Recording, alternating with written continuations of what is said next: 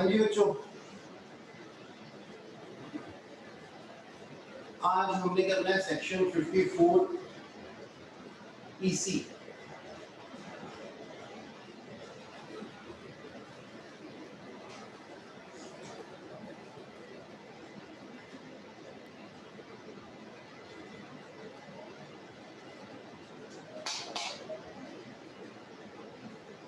Fifty four EC क्या कहता है?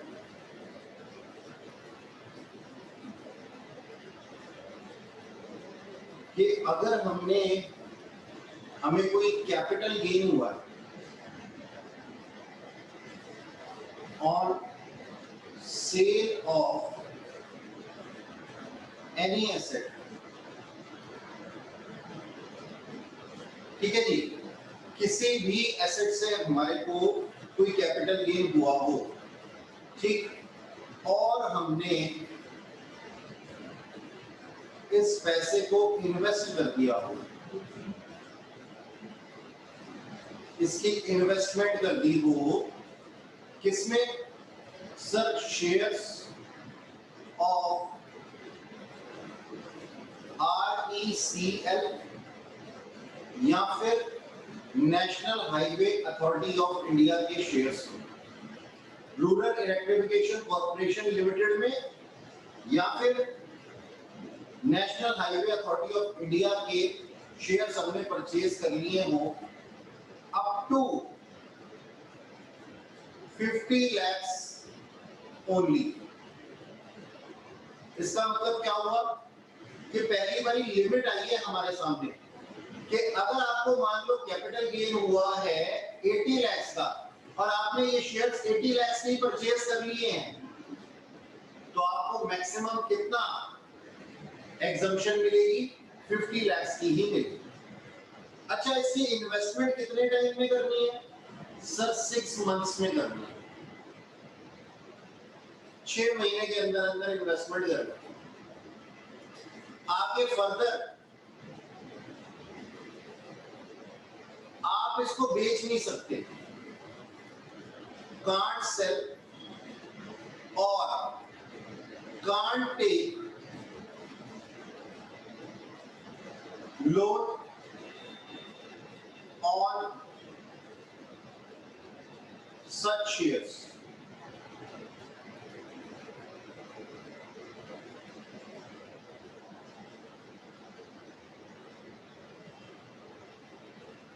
इसका मतलब आप इन शेयर्स को सिक्योरिटी की तरह रख के, सिक्योरिटी ऐड करके आप इनसे कोई लोन भी नहीं ले सकते बिफोर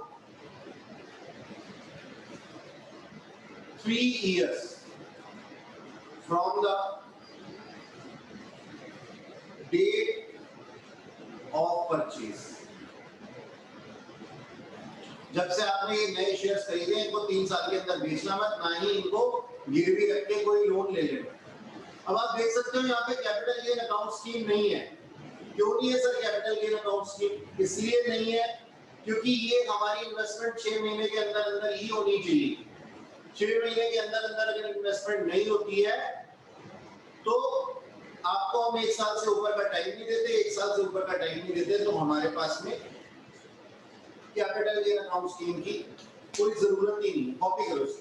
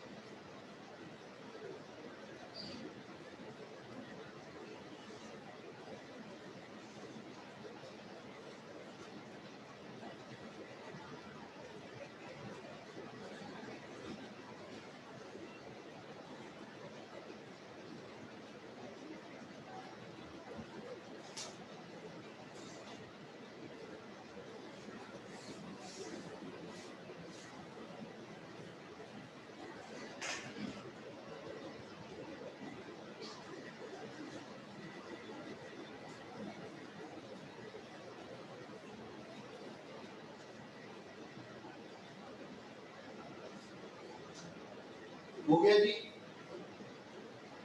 यस सर।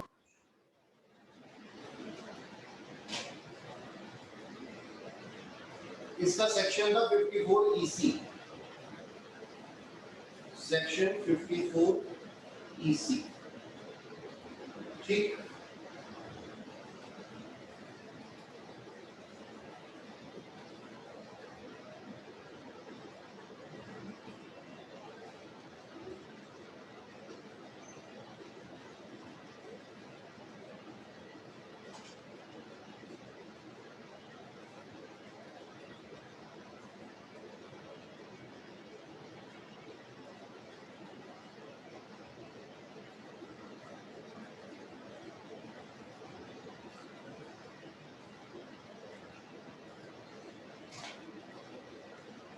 अब देखना बच्चों, हमारे पास एक सेक्शन है 54F, वो क्या कहता है?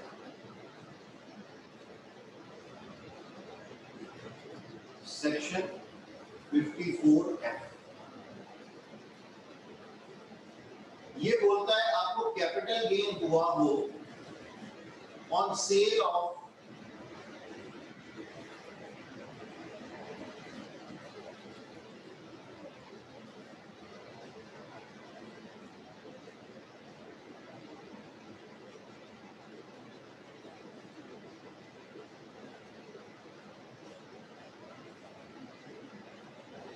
हाँ जी, आपको कैपिटल गेन हुआ हो on sale of any asset other than residential house property, ठीक है जी। यानी कि रेजिडेंशियल हाउस प्रॉपर्टी से ना हुआ हो और आपको परचेज करना है क्या, या फिर कंस्ट्रक्ट करना है या परचेज करना है क्या, रेजिडेंशियल हाउस प्रॉपर्टी। अब ये रेजिडेंशियल हाउस प्रॉपर्टी का मतलब क्या है, इसको समझेंगे।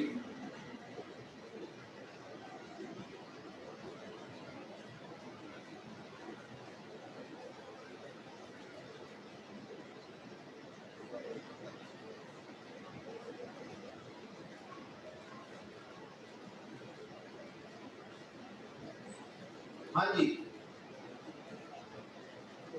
सर, रेजिडेंशियल हाउस प्रॉपर्टी जो है ना, ये न्यू रेजिडेंशियल हाउस प्रॉपर्टी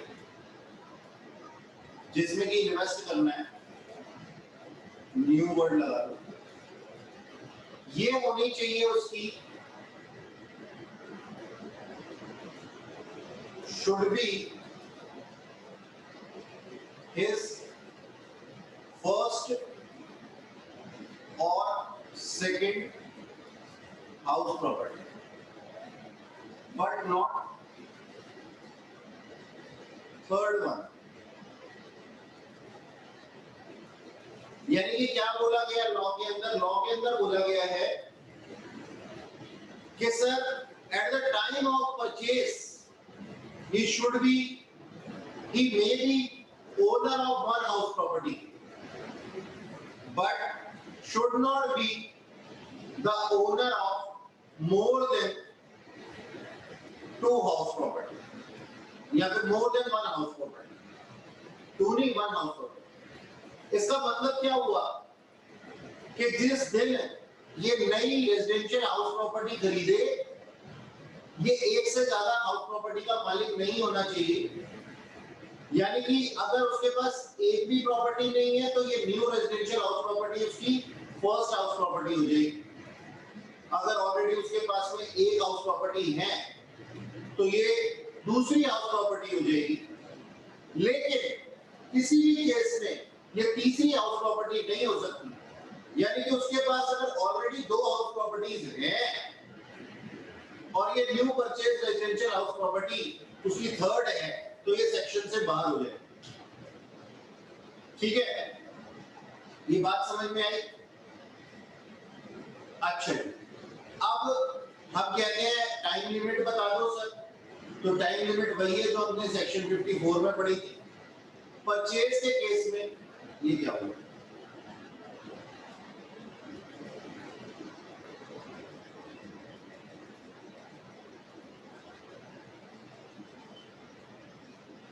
पास से स्क्रीन नहीं आ रही, एक मिनट। हाँ, अब आप लोगों को विजिबल है, ठीक है। Yes. परचेज के केस में 1 year before और 2 years after, और कंस्ट्रक्शन के केस में विद इन 3 years, 3 साल। बाकी सब कुछ सेम है।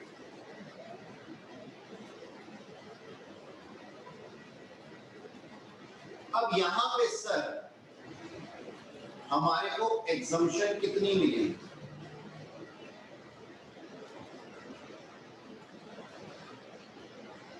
एग्जम्पशन कंप्यूट की जाएगी इस तरीके से, अमाउंट इन्वेस्टेड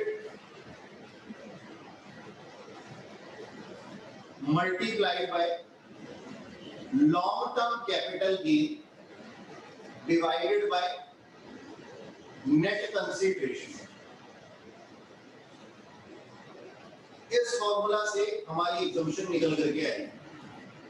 फटाफट से इसको नोट कर लो सारे सेक्शन को, फिर इसके ऊपर क्वेश्चन का।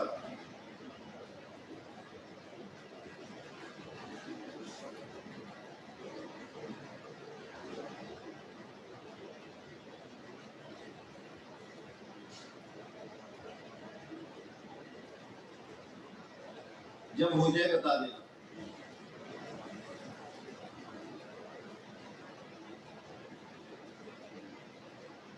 Done, sir.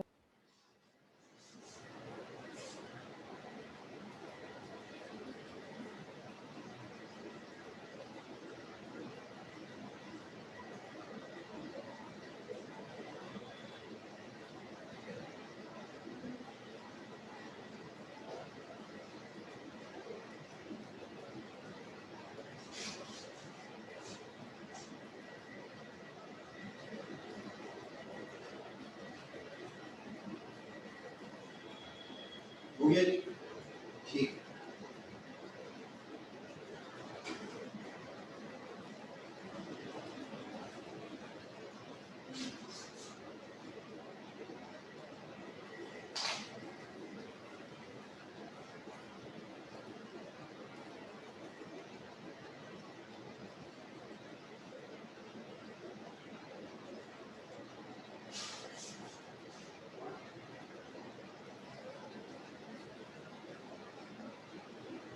हाँ जी, एक क्वेश्चन लिखना, मैं क्वेश्चन डिक्टेट कर रहा हूं। Mister X purchase a gold bar, mister X purchase a gold bar as on 1st April, as on 1st April, चलो लिखता हूं, mister X purchase a gold bar for rupees 70,000 as on 1st April 1992. He added some more gold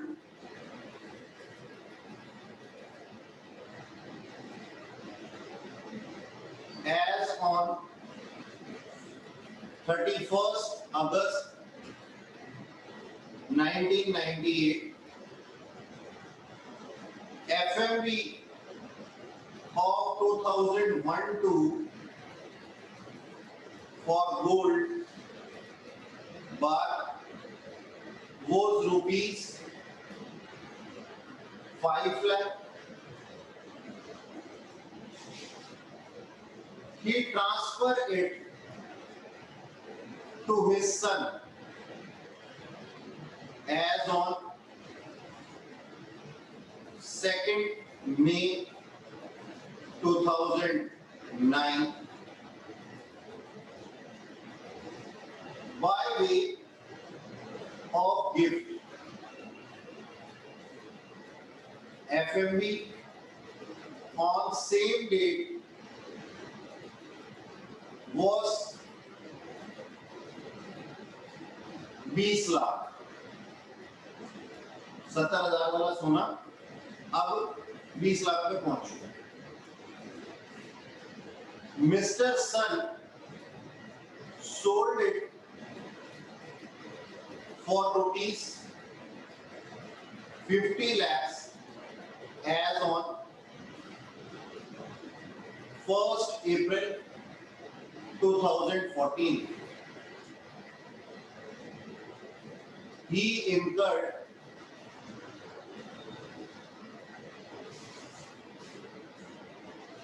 some brokerage in connection of sale rupees 50,000. Compute taxable capital gain.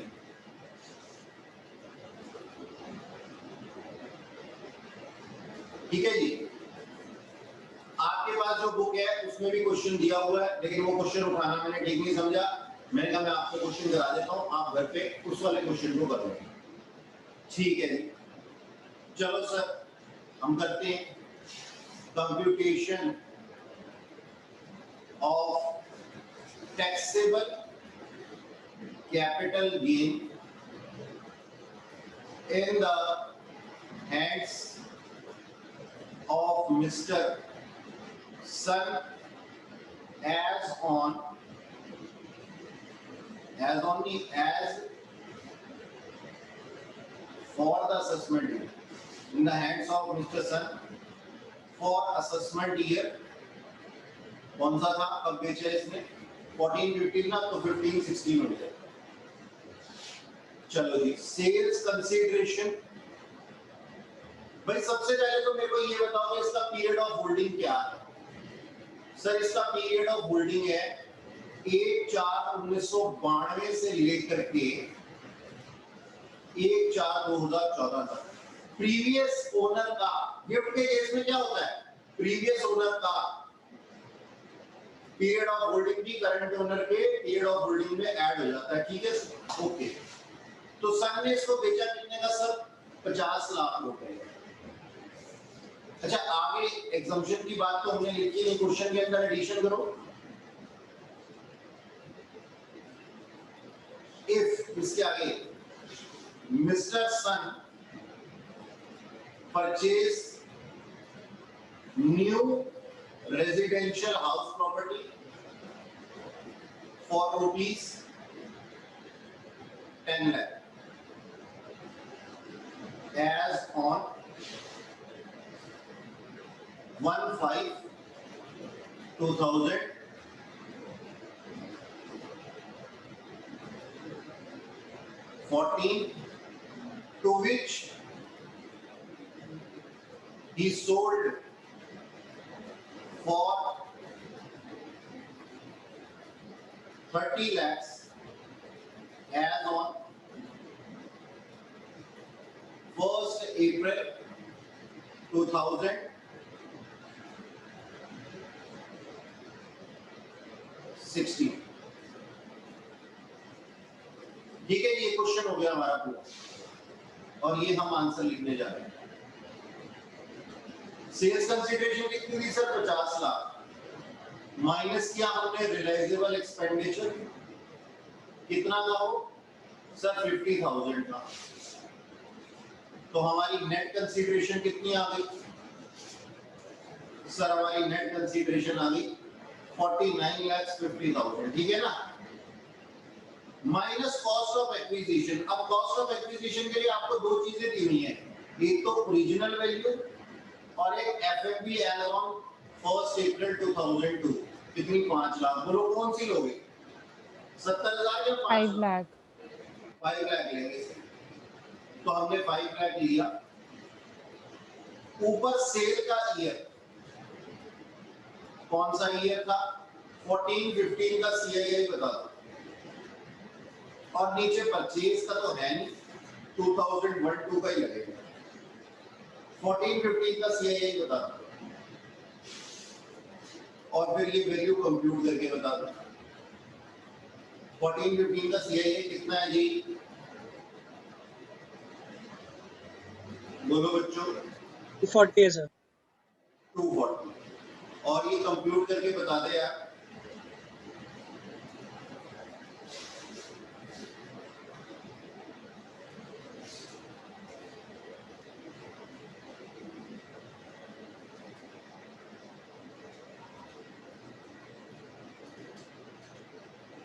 Cost of 12 lakh. हाँ कितना? 12 lakhs। 10 lakhs। 1212। अब यार cost of improvement तो हम लेंगे नहीं क्योंकि ये प्रायर टू 2001-2 है, तो हमारा लॉन्ग टर्म कैपिटल गेन कितना आ जाएगा बताना। 49-50 में से 12 लाख दे तो कितने बचे? 37,50,000। ठीक है जी, ये है। अब इन भाई साहब ने इस प्रॉपर्टी में पैसे को इन्वेस्ट कर दिया। कितने की प्रॉपर्टी परचेज कर ली सर? 10 लाख की प्रॉपर्टी परचेज कर ली, तो इसको एग्जम्पशन मिलेगी अंडर सेक्शन 54F। अच्छा वो कितनी मिलेगी? वो इसके हिसाब से मिलेगी। हमारे पास में अमाउंट देखो, इस चीज को मैं दोबारा लिख देता हूं।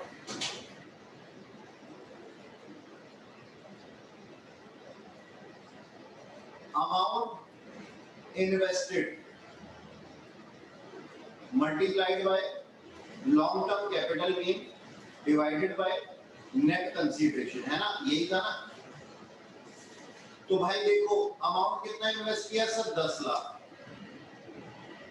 लॉन्ग टर्म कैपिटल गेन कितना है? 37,50,000 और नेट कंसीडरेशन कितनी थी? 49,50,000। इसका मतलब पता क्या है? इसका मतलब ये है कि अगर नेट कंसीडरेशन 49,50,000 पे हमें लॉन्ग टर्म कैपिटल गेन हुआ है 37,50,000, तो 10 लाख पे कितना हुआ होगा? यूनिटरी मेथड उतने की ही एग्जम्पशन मिलेगी, सिर्फ इसी के अंदर है। कितना आ गया बच्चों ये?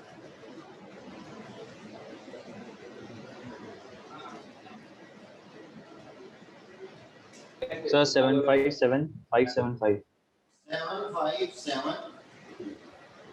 575. अरे आयुषी कर रही, कोई बात नहीं। So 7,57,576.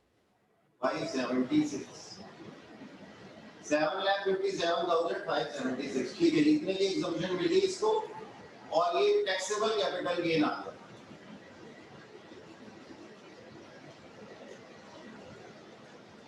ठीक है सर, ये कितना आ गया? जो भी आ गया 29,92,424। I am not interested. ठीक है, कोई बात नहीं, जाने दो। अच्छा सुनो, अब इन भाई साहब ने क्या हरकत की? एग्जम्पशन लेने के बाद इन्होंने 3 साल से पहले इसको बेच दिया, तो हम इसकी एग्जम्पशन छीनेंगे, है ना? चलो छीनते हैं इसकी एग्जम्पशन।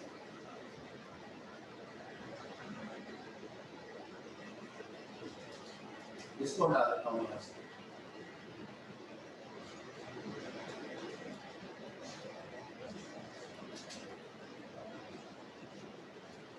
अब ये फिर से आया हमारे पास में,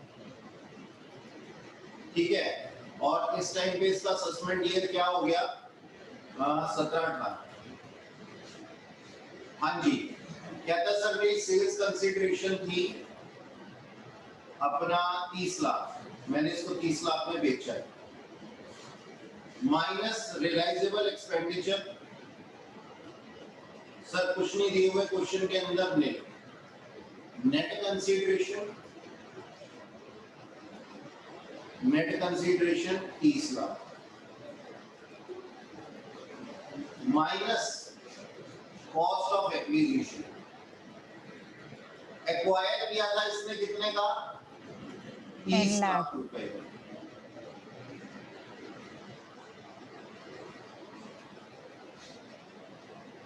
30 lakhs का नहीं 30 lakhs का नहीं So 10 10 lakhs lakh.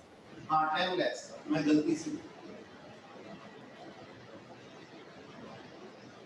10 lakhs का और इसका एग्जाम कितना हुआ था अमाउंट 7 lakh कितना हुआ था 7,57,576.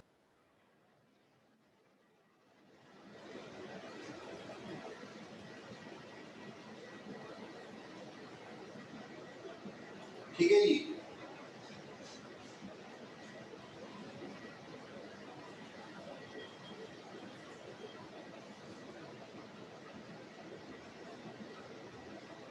जो भी आ गया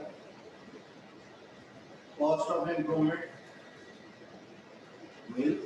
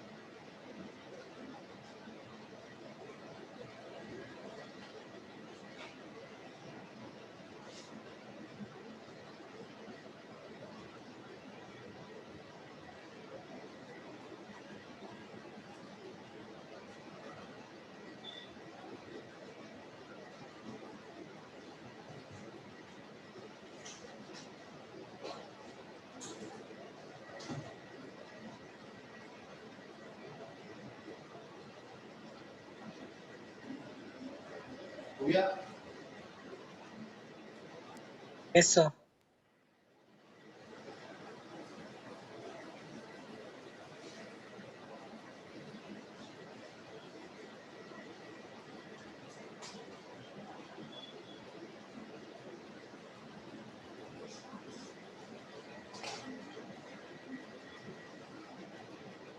सेक्शन 50 CA ये क्या कहता है कहता है fair market value on transfer of unlisted shares ठीक है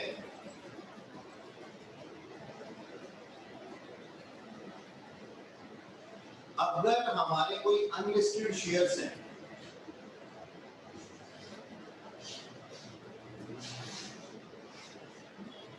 Mr. X purchased unlisted shares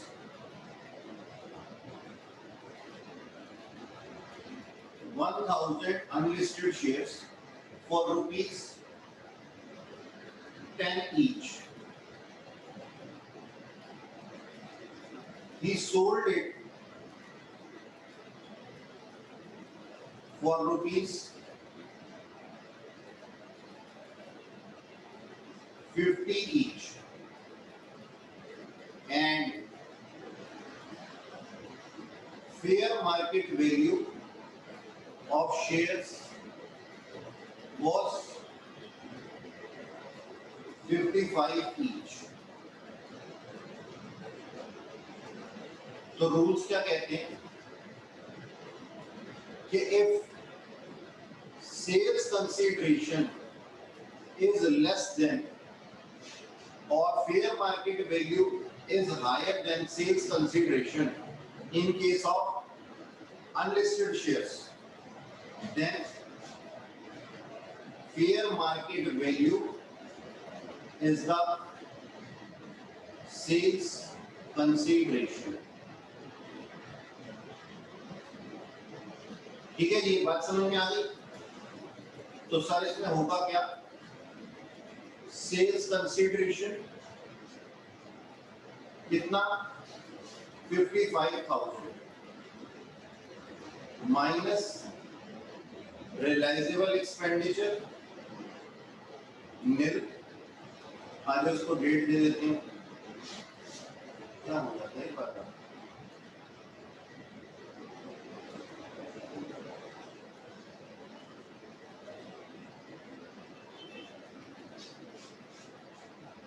हाँ जी, इसको डेट दे देते हैं ऑन 1/4/2014 और ऑन 1/5/2019। ठीक है, तो हमारी नेट कंसिडरेशन कितनी की आ गई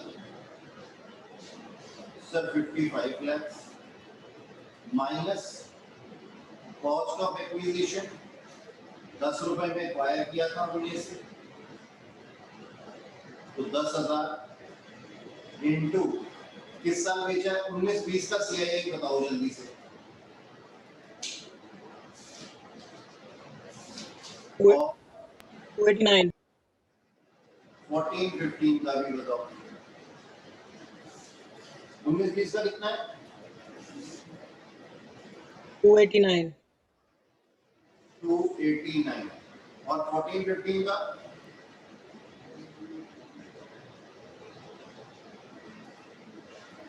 240.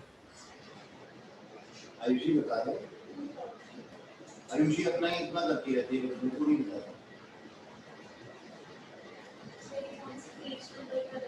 ये कौन से पेज नंबर पे है बताया जाए?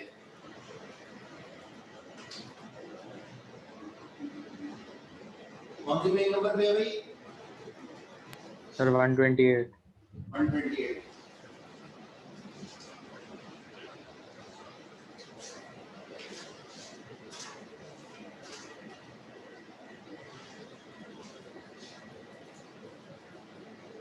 ठीक है जी, हो गया।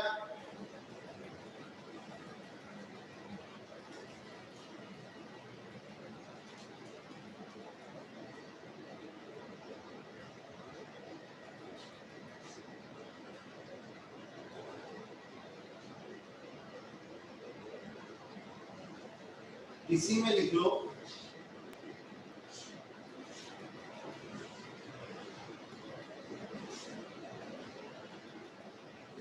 Section 50D।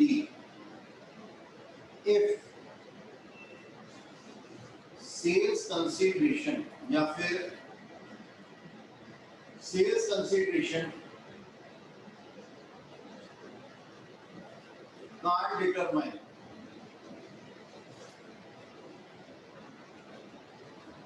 then fair market value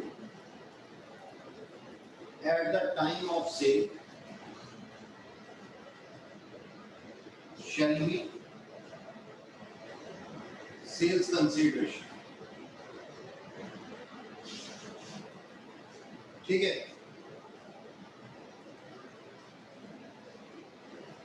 यानी कि चाहे मिल लो या कुछ भी हो सेल्स कंसिडरेशन तो फेयर मार्केट वैल्यू से ज्यादा हो, और अगर फेयर मार्केट वैल्यू से कम होगी सेल्स कंसिडरेशन तो हम फेयर मार्केट वैल्यू को ही मानते हैं। ठीक है जी, चलो आगे। ये सुनो,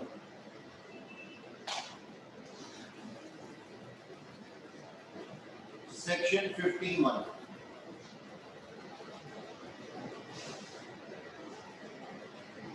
एडवांस मनी फोरफीचर या फिर फोरफीचर ऑफ एडवांस मनी। अब ये होती क्या है इसको पहले सुन लो ध्यान से।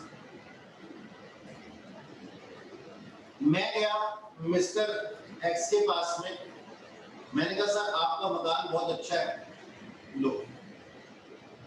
ये थे मिस्टर एक्स, ये थे मिस्टर वाई। मिस्टर एक्स गए, मिस्टर वाई गए मिस्टर एक्स के पास और उनका बढ़िया सा मकान देख करके, समझ गए ना तुम,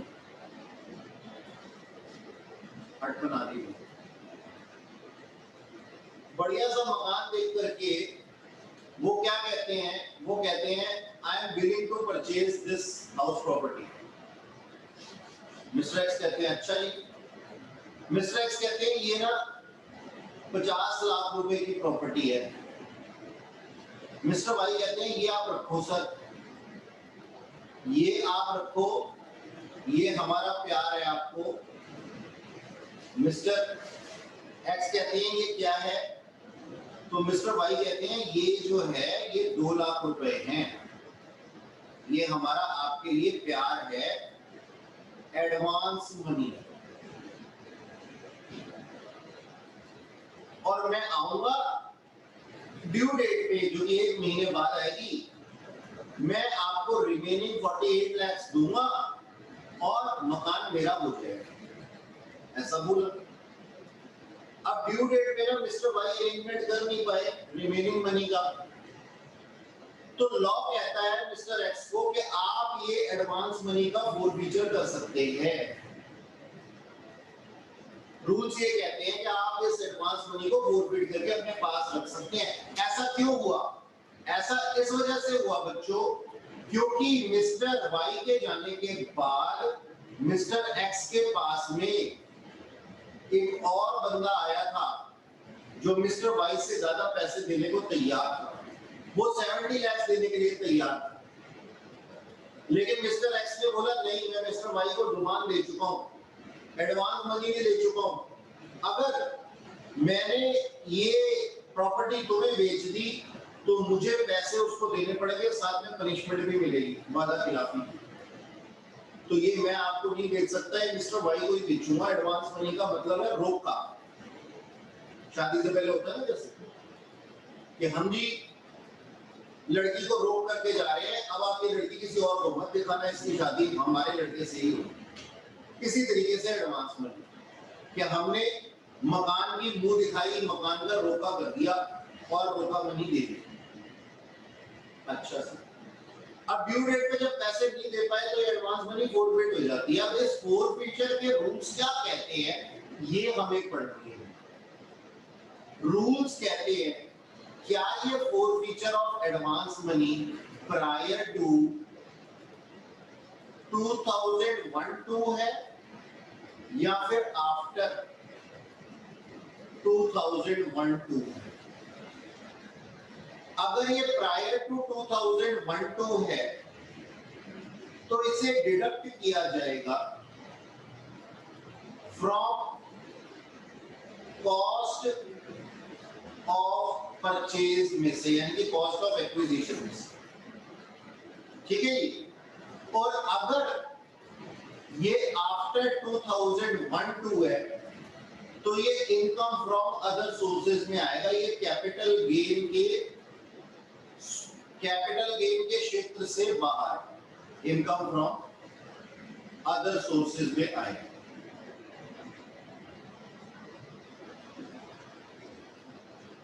ठीक है जी।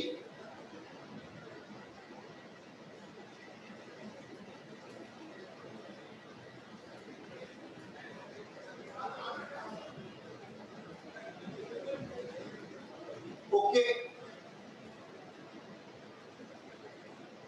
अब देखो इसी एग्जांपल को ले लेते हैं।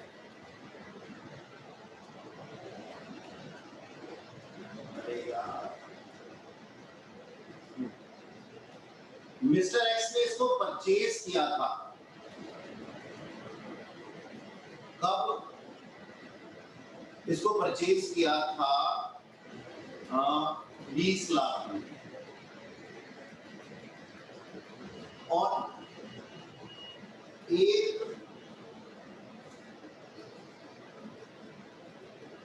4/1992 में। ठीक है जी। और ये एडवांस मनी 2 लाख फोरफिट हुई थी एज ऑन 1 जुलाई 1997। ठीक है जी। या ये ना डेट में गलत है क्या?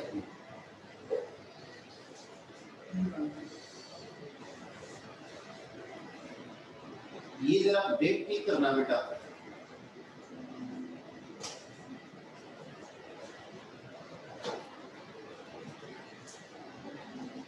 14/2014 और आफ्टर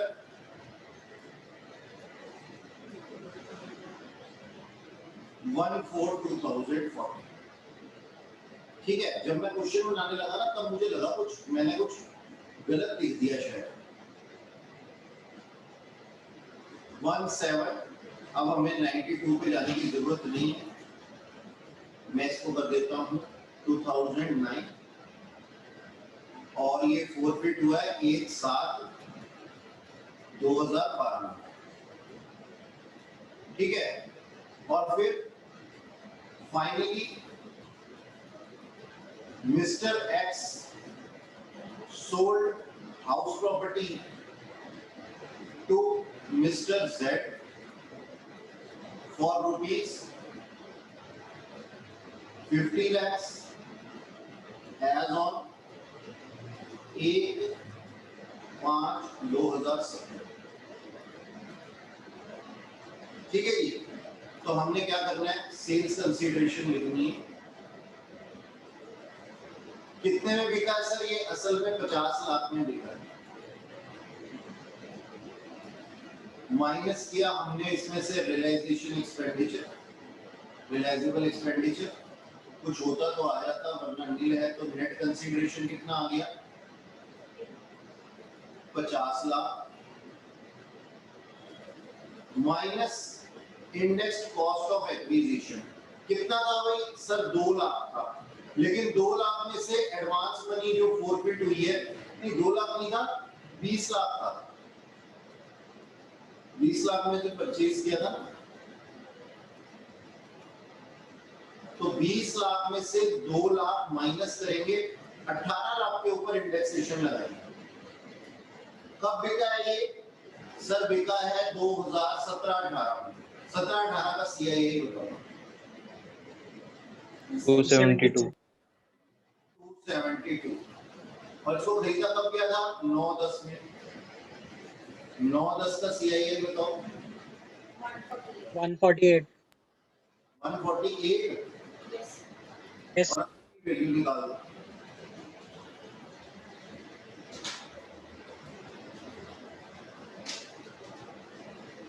और फिर इसमें से माइनस करो इंडेक्स कॉस्ट ऑफ इंप्रूवमेंट, जो कि क्वेश्चन में है नहीं। ये आ जाता है भाई साहब हमारा लॉन्ग टर्म क्या है।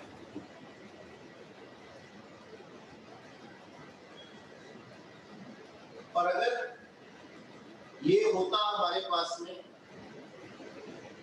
आफ्टर 2014, तो हम इसको इनकम फ्रॉम अदर सोर्सेज में ले लेते, यानी कि 2 लाख के ऊपर वहां टैक्स लगता है।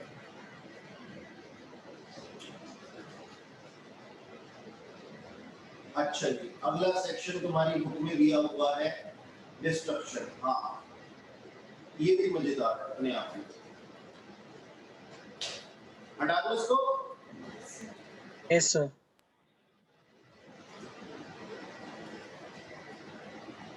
वो मिस त्रिपाठी कहाँ गई? बोल नहीं रही। यही हूँ सर। सो गई क्या? नहीं नहीं। जागे रखो। हाँ जी सर।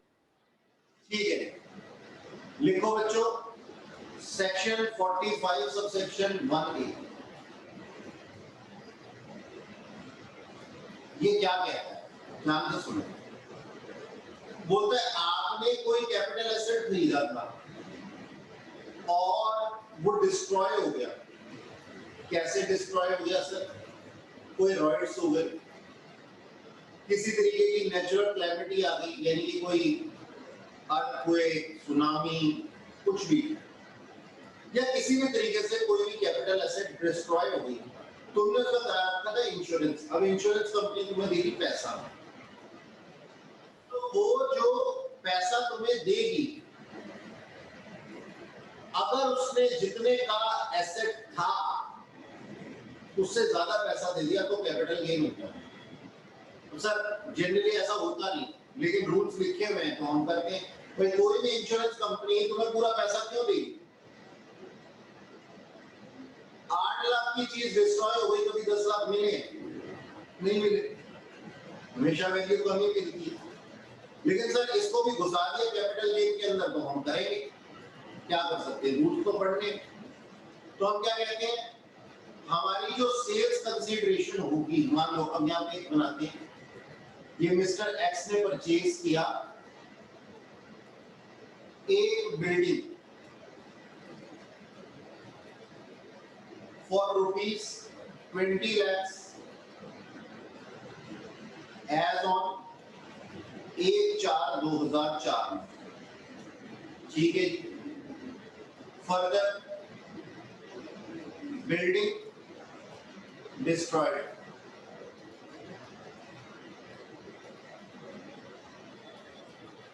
अच्छा जी, in the year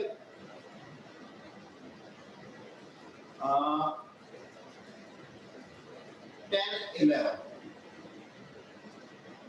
and insurance company admitted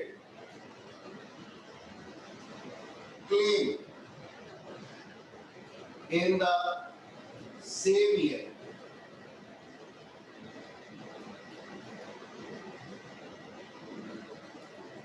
ठीक है, अब mister x receive rupees admitted claim of ₹80 lakhs in the same year. Mr. X received ₹5 lakh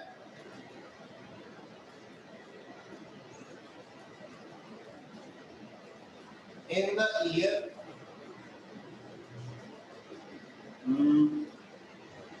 13-14.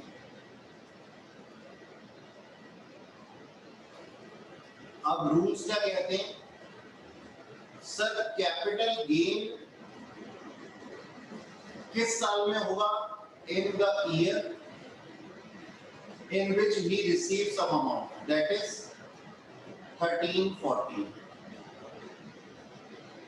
Number 1, period of holding कब से कब तक होगा, 1/4/2004 से जब तक कंपनी क्या नाम है बिल्डिंग डिस्ट्रॉय नहीं हो गई थी 10/11।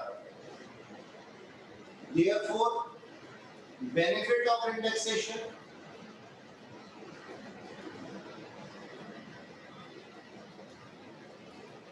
वो भी मिलेगा 2004-5 से 10/11। गलती से भी 13-14 तक मत कर देना, ठीक है sir.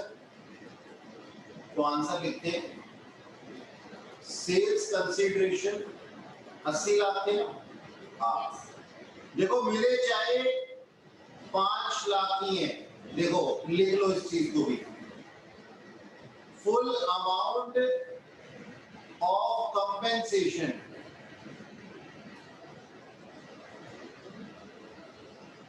Shall be taxable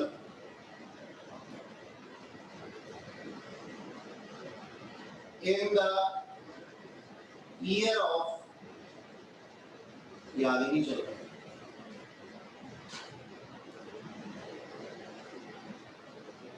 in the year of receipt of first installment or part of compensation। ठीक है भाई, समझ में आई मेरी बात।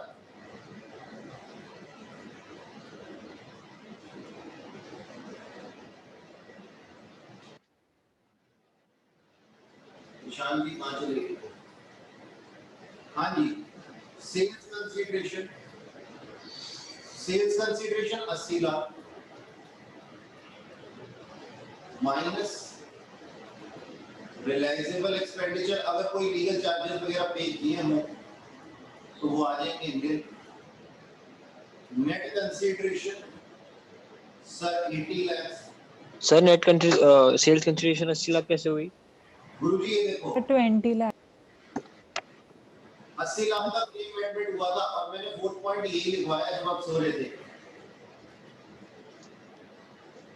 सर लेकिन 20 लाख की बिल्डिंग पे 80 लाख का क्लेम कैसे मिल सकता है? अच्छा जी, सबसे पहले मैंने यही तो बोला था। सबसे पहले मैंने यही तो बोला था कि ऐसी कोई सिचुएशन होती ही नहीं जहां पे आपको ज्यादा अमाउंट रिसीव हो जाए, लेकिन सर ऐसी सिचुएशन अगर आ जाए तो उसके लिए रूल्स बनाए हुए हैं। ऐसा होता नहीं है कभी भी। आज तुम्हारी गाड़ी भगवान ने अगर ठुक जाए, 20 लाख की गाड़ी लिए तुमने, इंश्योरेंस कंपनी 1 रुपया नहीं देने वाली 20 लाख से फालतू, और 20 लाख भी क्यों देगी, 14 लाख तक देगी। तुम्हें कैपिटल लॉस ही होगा, लेकिन सर रूल्स बनाए हुए तो हमें भी बढ़ाने पड़ रहे हैं। बात समझ में आई? यही बात तो मैंने सबसे पहले बोली थी, समझ में आई बेटा? सर, बट Yes, हमें sir. अभी रीसेंट वैल्यू तो घर की पता ही नहीं है। जैसे अगर आपने कार का एग्जांपल लिया, उसमें था कि अगर 20 लाख की गाड़ी है, अगर उसकी अभी रीसेंट वैल्यू 14 लाख है, तो हमें पता ही कैसे चलेगा कि कैपिटल गेन हुआ है? हाँ, वो आपको बताया जाएगा अभी capital gain on sale of depreciable asset में। अभी पढ़ाऊंगा, एक सेक्शन है उसमें, ठीक है? Okay sir. अच्छा जी, नेट कंसीडरेशन इतना माइनस कॉस्ट ऑफ एक्विजिशन, कितने में एक्वायर किया था सर? 20 लाख में एक्वायर किया, ठीक है सर। और अपना कब किया था? इसको बेनिफिट ऑफ इंडेक्सेशन मिलेगा 10-11 तक, तो 10-11 का ऊपर और 4-5 का नीचे, कितना कितना बताना? 167 167 और नीचे 109. 113। चलो जी बताओ कितना हो गया? कॉस्ट ऑफ इम्प्रूवमेंट तो कुछ है ही नहीं क्वेश्चन में, जो भी हो गया ये आ गया लॉन्ग टर्म कैपिटल।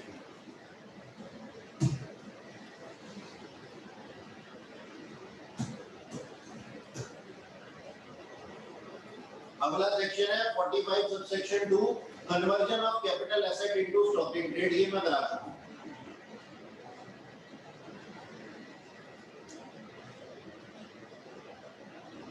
मैं करा चुका हूं 45 सबसेक्शन 2, ये करा चुका हूं।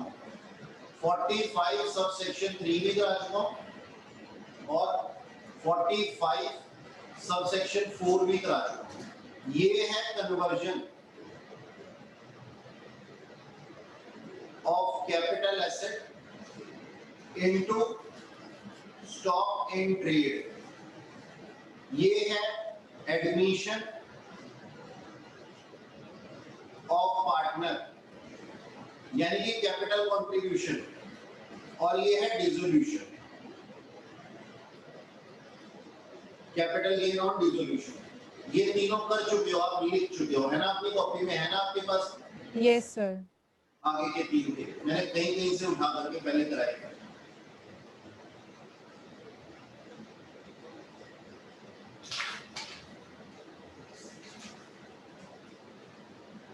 अच्छा जी, इसके बाद एक 45 सबसेक्शन 5 भी है, कंपल्सरी एक्विजिशन बाय गवर्नमेंट। ये भी कर चुके हैं। Yes sir. मजा आ गया सीक्वेंस की लिस्ट देखकर। चलो आगे चलता हूँ, हटा दूं इसको। Yes sir.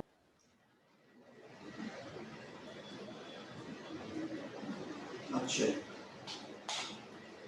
अब सुनो ध्यान से कहानी, बिल्कुल मेरे साथ में कोई कलम नहीं चलाएगा।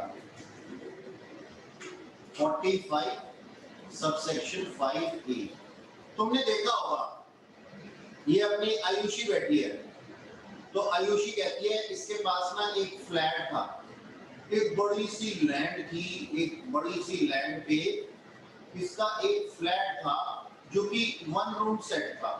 1 रूम सेट नहीं, मतलब 1 फ्लोर था। आयुषी कहती है मेरे को अपने घर में हाउस पार्टी का का मजा नहीं आता, मैं एक छोटे से मकान में रहना नहीं चाहता। इसने बोला कॉन्ट्रैक्टर को कि इसको गिरा दो। कॉन्ट्रैक्टर ने इसको गिरा दिया और इस लैंड पे कॉन्ट्रैक्टर ने इसके सुंदर सुंदर 4 फ्लोर बना दिए, ठीक है। और आयुषी को बोला कि ये आपका, ये आपका, ये आपका, और ये वाला टॉप फ्लोर ये मेरा, यानी कि कॉन्ट्रैक्टर का।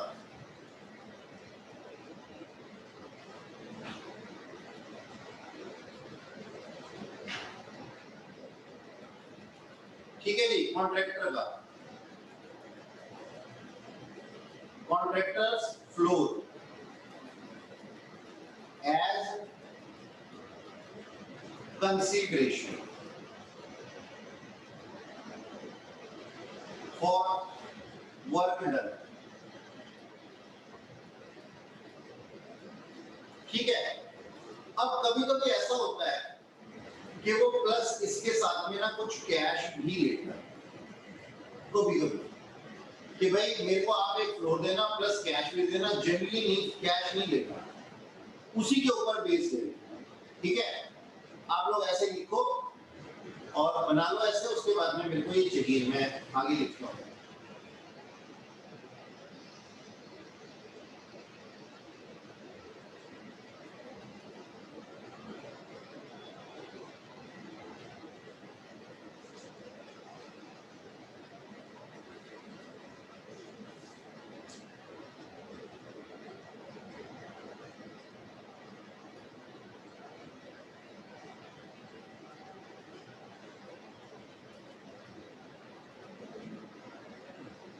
ट्रांजैक्शन क्या है?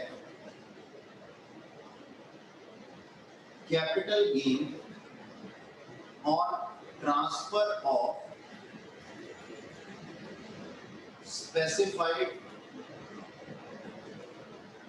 एग्रीमेंट, ठीक है जी। नंबर 2, यहां पे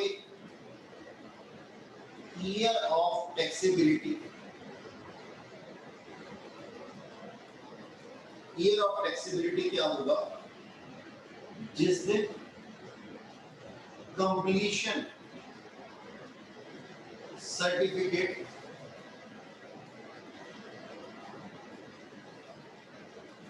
provided by authority.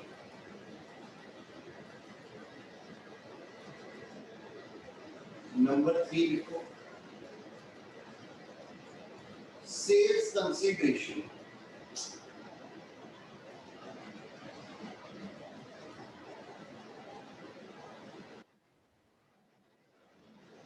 Sales consideration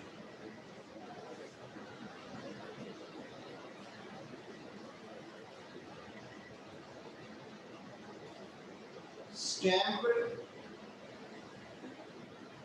duty valuation of the portion of house property given to contractor or plus cash if any, ठीक है जी। ये हो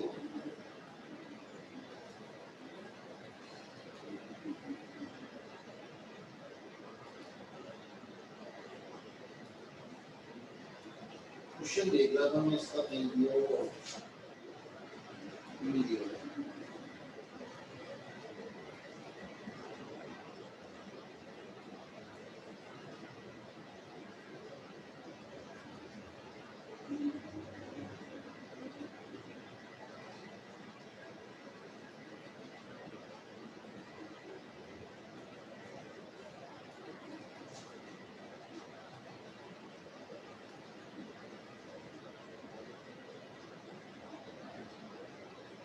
हाँ जी, एक बात बताओ, ये जो न्यूली परचेज हमारे पास में है, इसका हमारे को दाम पता है क्या? भाई आयुषी ने तो क्या ले लिया, ये 3 फ्लोर ले लिए, आयुषी को कोई पैसा ही नहीं लगा, आयुषी का तो कोई पैसा ही नहीं लगा। अगर मान लो ये प्लस कैश वाला केस ना हो तो आयुषी का तो कोई पैसा ही नहीं लगा, उसको तो मकान के बदले में बल्कि 3 फ्लोर वाला मकान मिल गया और 1 फ्लोर उसने कॉन्ट्रैक्टर ने ले लिया और उसको बेच दिया। तो अब रूल्स ये कहते हैं कि जिस दिन ये मकान बनकर के तैयार हो जाएगा पूरे 4 फ्लोर और सर्टिफिकेट मिल जाएगा अथॉरिटी से कि हाँ ये मकान पूरा हो चुका, उस दिन हमारी ट्रांजैक्शन कंप्लीट मानी जाएगी। नंबर 2, किस साल में टैक्सेबल होगा? सर, जिस साल कंप्लीशन सर्टिफिकेट मिलेगा, जिस साल ट्रांजैक्शन मानी जाएगी उसी साल टैक्सेबल भी होगा। और इसकी सेल्स कंसीडरेशन क्या होगी? यानी कि आयुषी ने इसको जो ये मकान दिया है, इसकी सेल्स कंसीडरेशन क्या मानी जाए? तो सर सेल्स कंसीडरेशन मानी जाए जिस जो वैल्यू रही होगी स्टैंप ड्यूटी वैल्यूएशन, किस फ्लोर की? इस वाले फ्लोर की स्टैंप ड्यूटी वैल्यूएशन, क्योंकि इसके पास में ये कोई मकान एक्सचेंज हुए थे, कोई पैसों में खरीदे या बेचे नहीं गए थे, एक्सचेंज हुए थे और उसमें इसको अपनी पार्ट परफॉर्मेंस के लिए ये प्रॉपर्टी मिली है। तो बोला गया है कि जो स्टैंप ड्यूटी वैल्यूएशन होगी उस दिन की वही, और प्लस अगर कोई कैश प्रोवाइड कराया गया है कॉन्ट्रैक्टर को तो उसको हम सेल्स कंसीडरेशन मान लेंगे। सर अगर प्रॉपर्टी बहुत महंगी है और कॉन्ट्रैक्टर ने पैसे दिए तो? थोड़ा सा तेज बोलियो।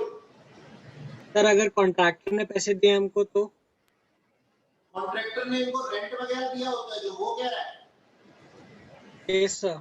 हाँ होता है ऐसा। आयुषी देखिए पता है क्या कह रहा है, कहता है जब आयुषी को ये इस मकान को गिराया गया था तो आयुषी को अंदर थोड़ी ना बंद किया गया था, उसको भेज दिया गया था दूसरी प्रॉपर्टी में। अब होता आजकल ये है कि ना रेंट वगैरह पे किए जाते हैं, रेंट पे लिए जाते हैं इसके लिए, तो सर वो उसकी कैश को कम कर देंगे। जो ये कैश कंसीडरेशन है ना, अगर कोई रेंट वगैरह कुछ दिया हुआ है तो वो उसकी कैश को कम कर देंगे, अदरवाइज हम इसको बिजनेस एक्सपेंस की तरह भी ले सकते हैं। तो इसमें जो हमारा सेल्स कंसिडरेशन है उसमें तो कुछ चेंजेस नहीं आएगा ना फिर उससे? हाँ उतने से अमाउंट कम हो जाएगा ना जितना कॉन्ट्रैक्टर ने पे किया होगा। Okay sir. ठीक है जी, हो गया ये, नोट कर लो।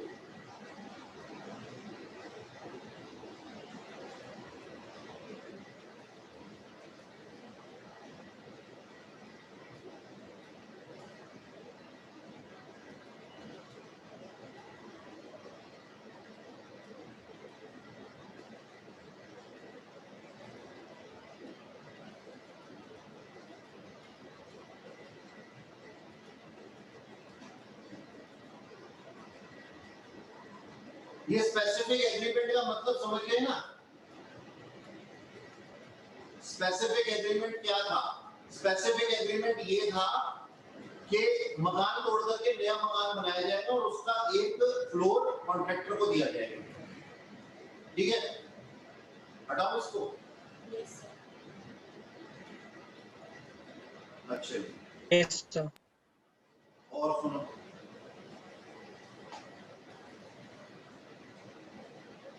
सेक्शन 46 सबसेक्शन ए।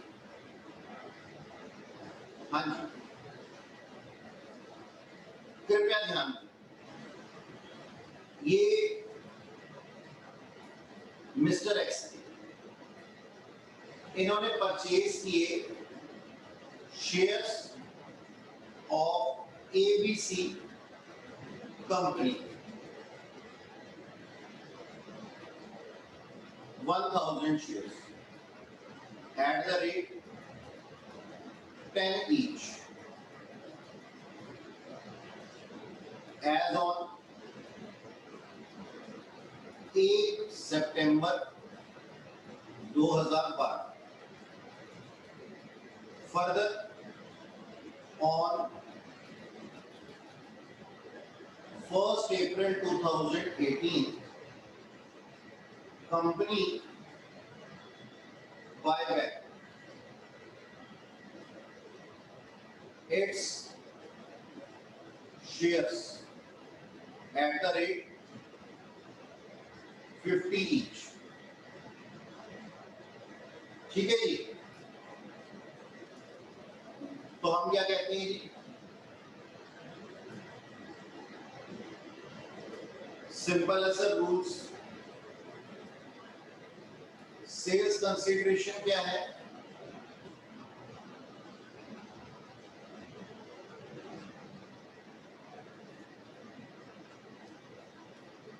सेल्स कंसीडरेशन क्या है, बायबैक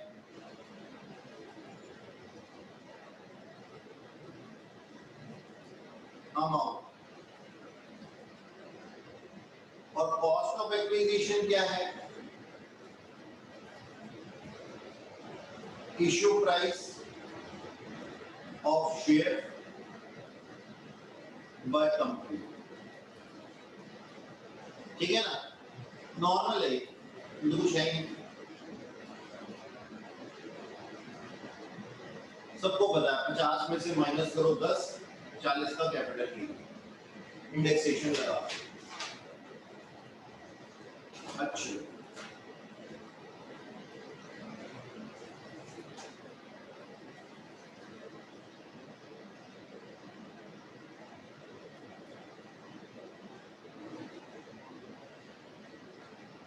गुडविल वाला केस मैंने आपको करा दिया था ना। Yes sir. ये सर गुडविल, एक बार गुडविल की डेट बता दो, मैंने गुडविल का क्या बता दूं, सर डेट वाली। क्या पूछ रहा है बेटा? सर गुडविल वाली डेट बता दो, जो कितने प्रायर और आफ्टर वाली आपने बताई थी। वो गुडविल थोड़ी था, वो तो फॉरफीचर ऑफ एडवांस मनी था ना। कौन से की बात कर रहा है यार, एक सेकंड से।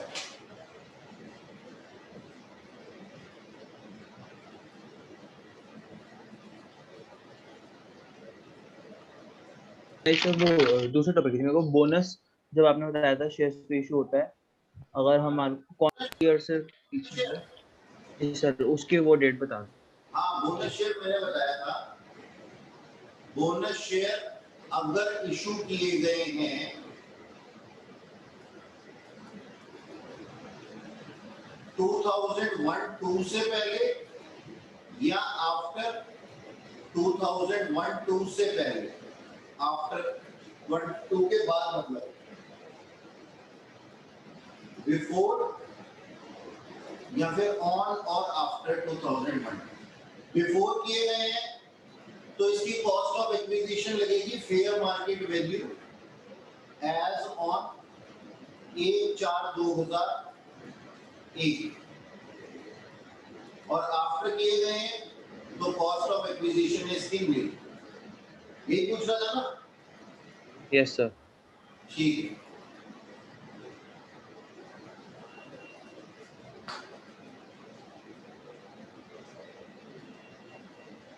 अच्छा मैंने गुडविल का केस आपको समझा दिया था, गुडविल ऑफ बिजनेस और गुडविल ऑफ प्रोफेशन दोनों। गुडविल का सेक्शन था 55 सबसेक्शन 2A, ये हम कर चुके हैं गुडविल। अच्छा, right shares and bonus shares ये भी कर चुके हैं। Yes sir. 55 subsection 2A small one, sorry double, ये कर चुके हैं। हाँ, एक रहता है ये स्वेट इक्विटी शेयर्स, इसको करते हैं।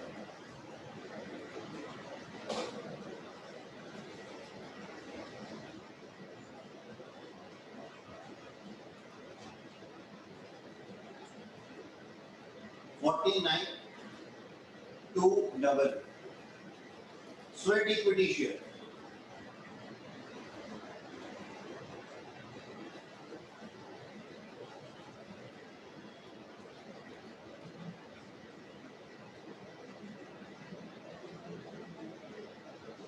देखो जी, हमने पढ़ा था,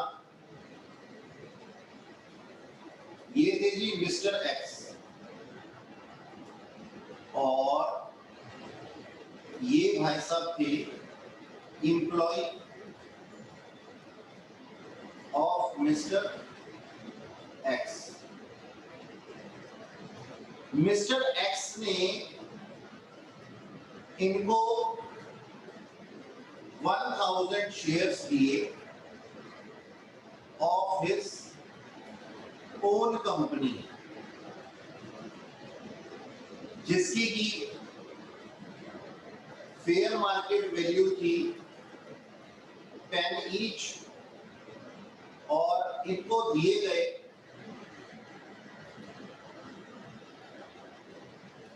फॉर 7 ईच। मिस्टर एक्स के एम्प्लॉय को दिए गए 7 ईच। तो ये जो डिफरेंस होता था ₹3 पर शेयर, इसको हम कहते थे इनकम फ्रॉम सैलरी।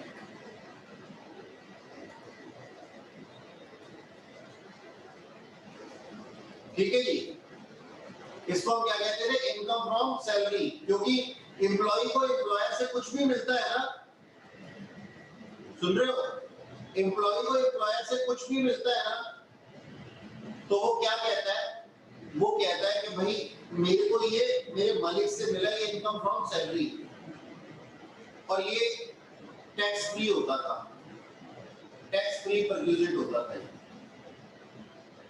अच्छा जी, तो ये तो इनकम फ्रॉम सैलरी की बात होगी। आगे जाकर के इन्होंने, एम्प्लॉय ने sold all the shares at the rate, कितने भी बात, 50 ईच। ठीक है जी,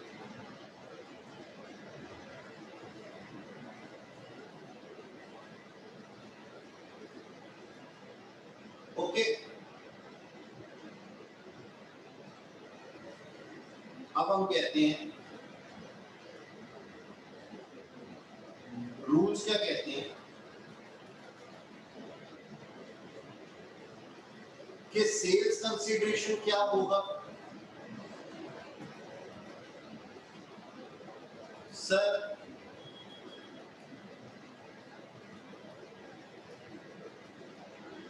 सेल प्राइस ऑफ शेयर्स, यानी कि इस क्वेश्चन में 50 ईच, और कॉस्ट ऑफ एक्विजिशन क्या होगा, fair market value of shares at the time of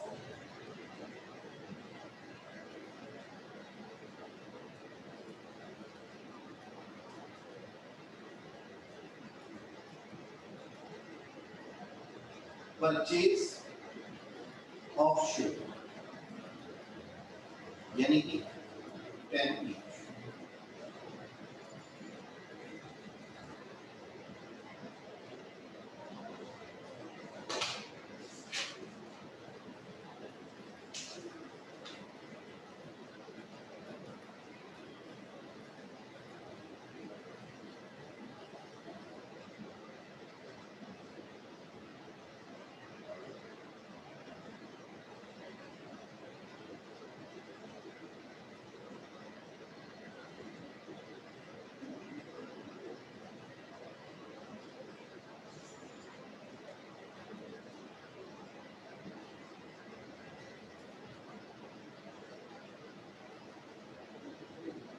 हाँ जी, हो गया।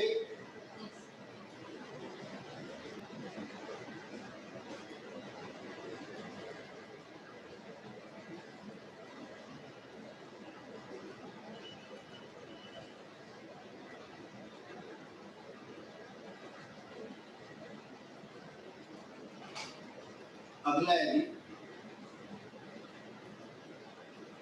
सेक्शन 50 capital gain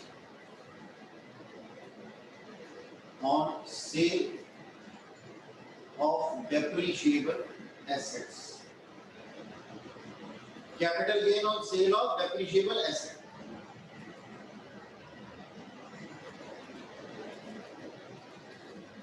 ठीक है, जो कैपिटल गेन लगाया जाता है ना वो ब्लॉक ऑफ एसेट पे लगाया जाता है, सॉरी डेप्रिसिएशन जो लगाया जाता है ना वो ब्लॉक ऑफ एसेट पे लगाया जाता है। लेट्स से मतलब मैं डेप्रिसिएशन बता हाउ टू कैलकुलेट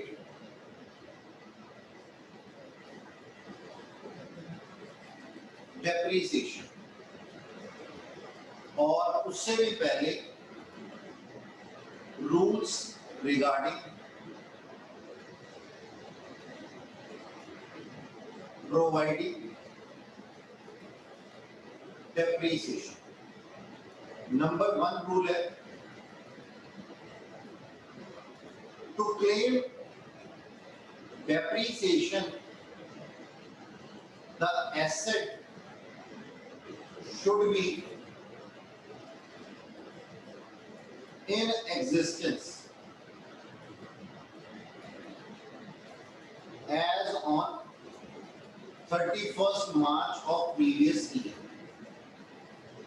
इसका मतलब अगर आपने 1/4/2019 को एसेट परचेज किया है और आपने इसको सेल कर दिया है 30 मार्च 2020 को, तो 31 मार्च 2020 को आप इस पे डेप्रिसिएशन क्लेम नहीं कर सकते।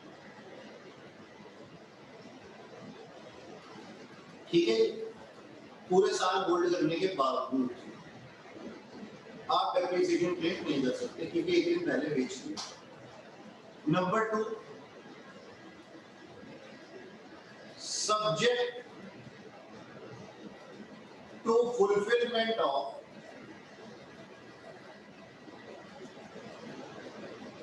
First condition above if asset acquired and put to use in business for less than 180 days, then half rate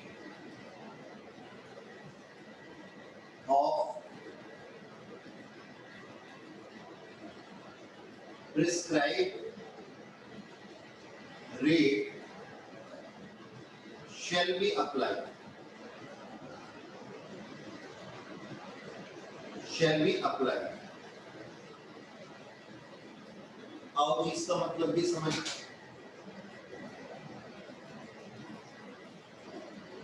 क्या हुआ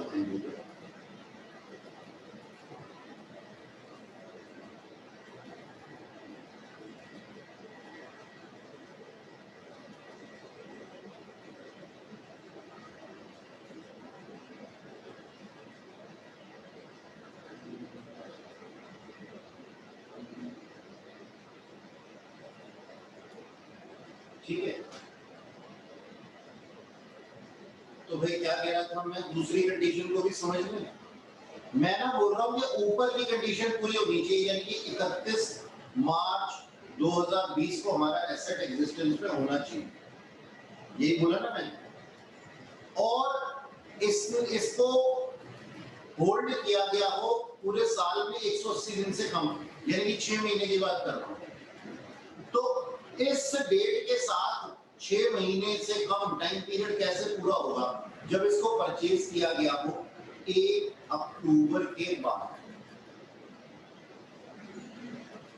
1 अक्टूबर 19 या उसके बाद परचेज किया गया हो और इस डेट पे बेचा भी ना गया हो, और मान लो इसका रेट प्रेस्क्राइब रेट जो है वो 15% है, तो हमें कितना मिलेगा 7.5%। ये बात समझ में आ गई सबको? Yes sir. Yes. ठीक है, ये चीज हमने इनकम फ्रॉम सैलरी के अंदर भी देखी। तो ये तो शर्तें हो गई डेप्रिसिएशन से रिलेटेड। अब हम कहते हैं how to calculate depreciation. Sir depreciation जो चार्ज किया जाता है वो ब्लॉक ऑफ एसेट पे किया जाता है। लेट्स से मैं कहता हूँ 1/4/2018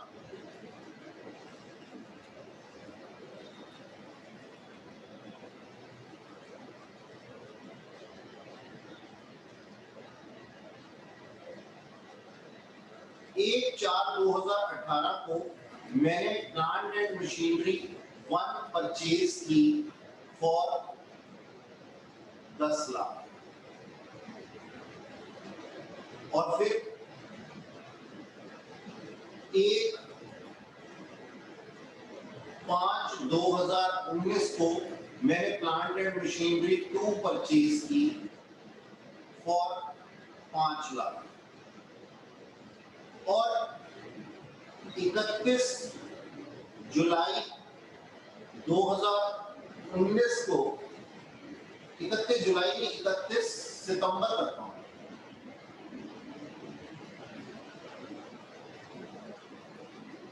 30 सितंबर 31 सितंबर तो आता ही है। प्लांट एंड मशीनरी 1 मैंने बेच दी फॉर अपना 8 लाख। अब जो करने जा रहा हूं ना उस पर ध्यान देना, शायद तुम्हारे पुराने अकाउंट्स के कॉन्सेप्ट्स को धक्का लगे, लेकिन डेप्रिसिएशन टैक्स ने ऐसे ही कहा। Sir depreciation for 2018-19 block of plant and machinery कितना था सर? 10 लाख का था, एक ही मशीनरी थी। तो डेप्रिसिएशन एट द रेट 15% कितना हो गया? कितना हो गया? 1,50,000। तो हमारी क्लोजिंग वैल्यू कितनी हो गई? 8,50,000। तो क्लोजिंग ब्लॉक को हम अगले साल का ओपनिंग ब्लॉक भी कह सकते हैं। अब फिर मैंने एक परचेज किया 1/5 को एट प्लांट एंड मशीनरी, मतलब डेप्रिसिएशन 18-19 के लिए कितना हो गया सर? 1.5 लाख हो गया। ठीक है, अब प्लांट एंड मशीनरी सेकंड मैंने परचेज की कितने की? 5 लाख रुपए की। आयुषी का ध्यान के लिखना नहीं है, 5 लाख की। अब मेरे ब्लॉक की वैल्यू कितनी हो गई? 8 और 5 13,50,000। लेकिन मैं 13,50,000 रुपए के ऊपर डेप्रिसिएशन क्लेम नहीं कर सकता हूं, क्योंकि मैंने एक प्लांट एंड मशीनरी बेच दी। अब इसको प्लांट एंड मशीनरी नहीं कहूंगा, बोलूंगा पार्ट।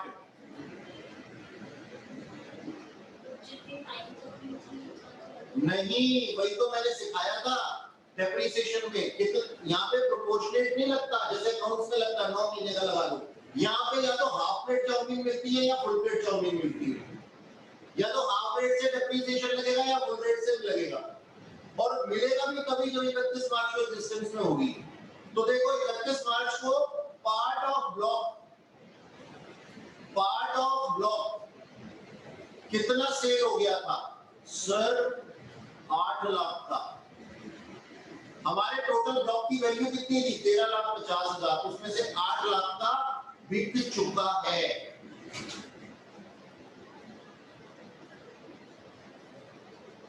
चुका है। तो भाई साहब हमारा ब्लॉक रह कितना गया है? कितना रह गया? 5,50,000। 5,50,000 डेप्रिसिएशन लगेगा at the rate 15% on 5,50,000 for year कितना? 1920 है ना? कितना होगा बेटा ये? 82,500 ये लगेगा।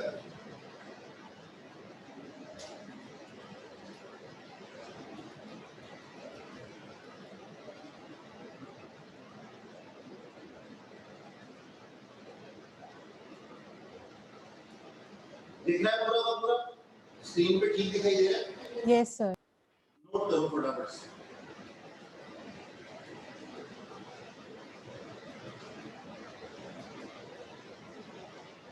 अभी सोचो मैंने कैपिटल गेन तो सिखाया ही नहीं है, मैंने तो सिखाया डेप्रिसिएशन कैसे लगता है और रूल्स क्या है।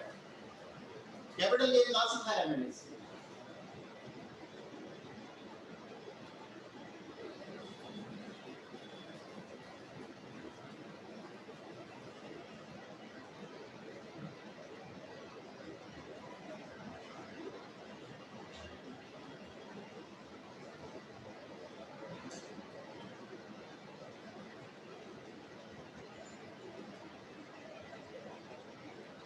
इसका कॉन्सेप्ट पता है क्या है भाई? डेप्रिसिएशन हम क्या कहते हैं? डेप्रिसिएशन वो अमाउंट है जिसको कि अपने कैपिटलाइज में खर्च किया था और उसके बाद में उसको धीरे धीरे अपनी इनकम के अगेंस्ट एडजस्ट कर रहे हैं।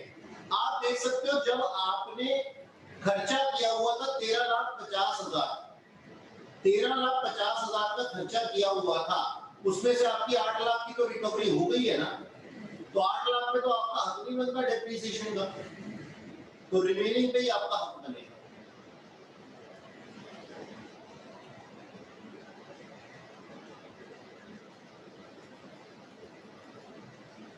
पर जो सेकंड प्लांट मशीनरी है वो 1519 की जगह पे 1119 को होती है, तो अब कैसे लगता है डेप्रिसिएशन? क्या क्या? पर जो सेकंड प्लांट मशीनरी है वो फर्स्ट ईयर हाफ की जगह पे सेकंड में लगती है, मतलब 1 अक्टूबर को अगर खरीदते तो डेप्रिसिएशन कैसे लगता फिर? हाफ रेट का लगता, 50,000 पे तो लगता पूरे साल का और 5 लाख पे लगता हाफ रेट। देखो ये है ना अपना उत्सव है ना, नहीं सर, अनुज।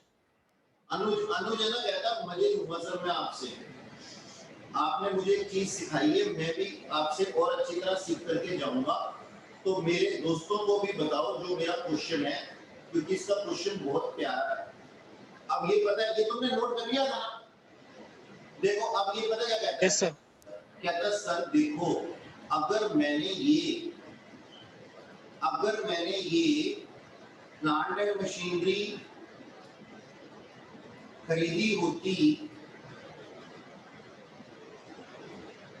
1 जनवरी 2019 में 5 लाख की, तो अब क्या होता? तो अब देखो 5,50,000 में 50,000 की मशीनरी तो कौन सी है? ओल्ड वाली है ना, और 5 लाख की मशीनरी कौन सी है? न्यू वाली। हम ना फीफो के हिसाब से चल रहे हैं, क्या मान रहे हैं कि पहले पुरानी वाली ही बिकी होगी, तो बेटा ये जो ओल्ड वाली है ना, इसके ऊपर तो लगेगा 15% से डेप्रिसिएशन, और न्यू वाले पार्ट पे लगेगा 7.5% से, हाफ रेट से। ठीक है अनुज, बात समझ में आई? Yes sir.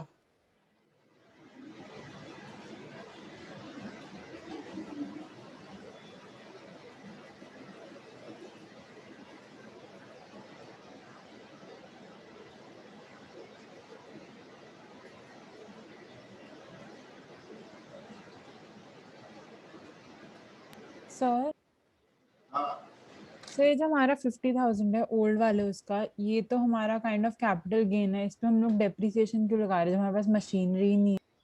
तो कैपिटल गेन सिखाऊंगा, मैंने तो सिखाया ही नहीं है। सेल करने पे, कोई बिजनेस एसेट को सेल करने पे कब कैपिटल गेन आता है ये तो अभी बताऊंगा। ये तो मैंने बताया है कि कैपिटल कैलकुलेट कैसे करते हैं डेप्रिसिएशन।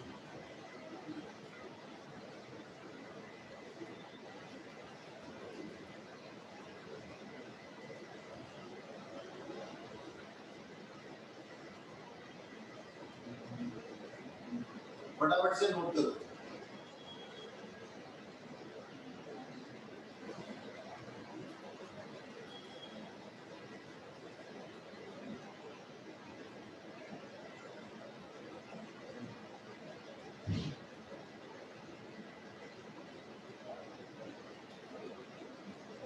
हो गया जी?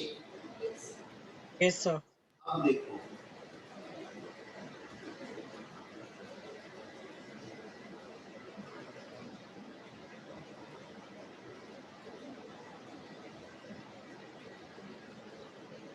अब मैं इसके अंदर चेंज कर रहा हूँ। चेंज क्या कर रहा हूँ, उसको आगे कर रहा हूँ ऑन।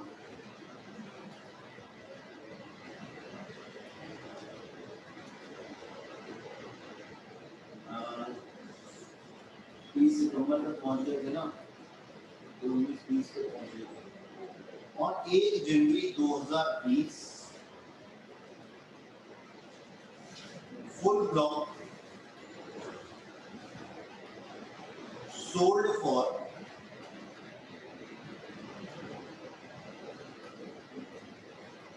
12 lakhs.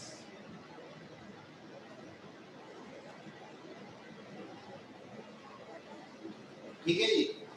अगर ये होता है तो क्या होगा? ये होगा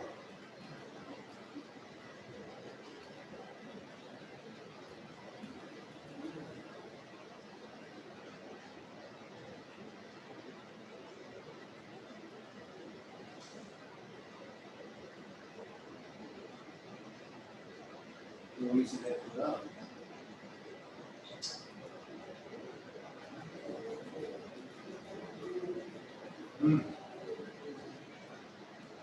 हैंग हो गया भाई, ये 2 मिनट वेट कर रहा हूँ। फिर तो डेप्रिसिएशन नहीं लगेगा ना? हाँ, इसमें नहीं लगेगा इस केस में।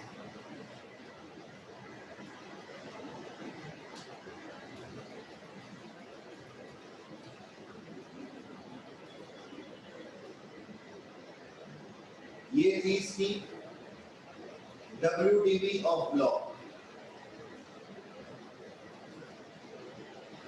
ठीक है जी? अब कैपिटल गेन कैसे आएगा?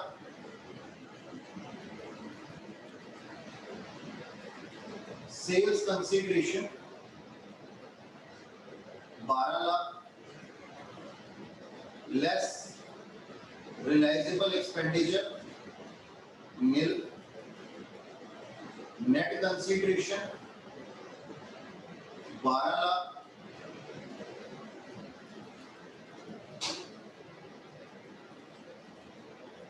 चलना यार ऊपर, और कॉस्ट ऑफ एक्विजिशन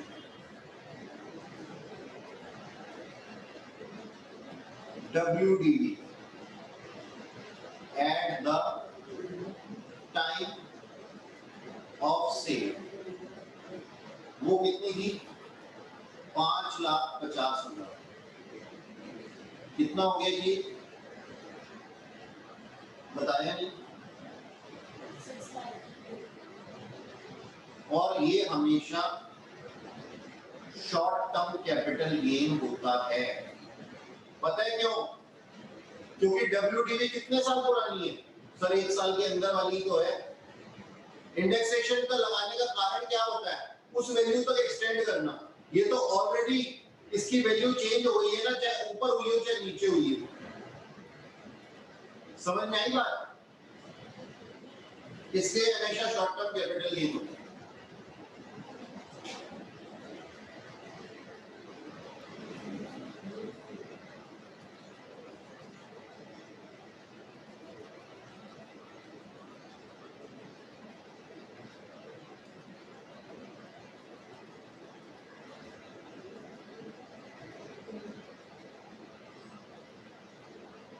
ये ले लो उसका स्क्रीनशॉट।